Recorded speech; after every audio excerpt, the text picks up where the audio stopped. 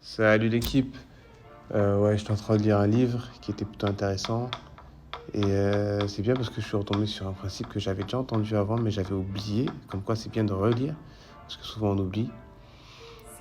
Et c'est les 3 principes fondamentaux pour ne jamais voir la disette.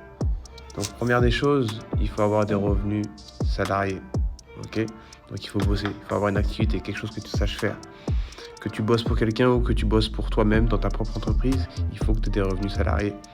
Ok. Tu peux avoir ta boîte et ton propre salarié. Deuxièmement, il faut des revenus, une activité entrepreneuriale.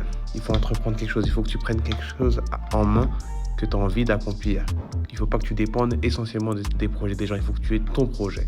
Ok. Et c'est aussi par rapport aux sources de revenus, c'est pas uniquement pour l'épanouissement financier et pour ne pas avoir la disette.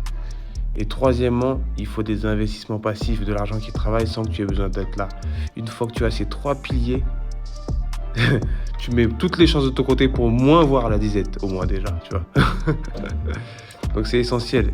Et c'est pas une question de quantité d'argent ou de boulot ou d'activité ou peu importe. Non, tu peux très bien être millionnaire et être salarié, comme je le disais dernièrement dans une vidéo.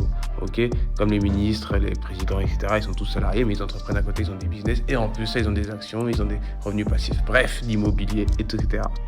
Donc voici les 3 principes fondamentaux selon moi que j'ai tiré de ce livre et ensuite j'ai fait mon micmac. Allez, salut!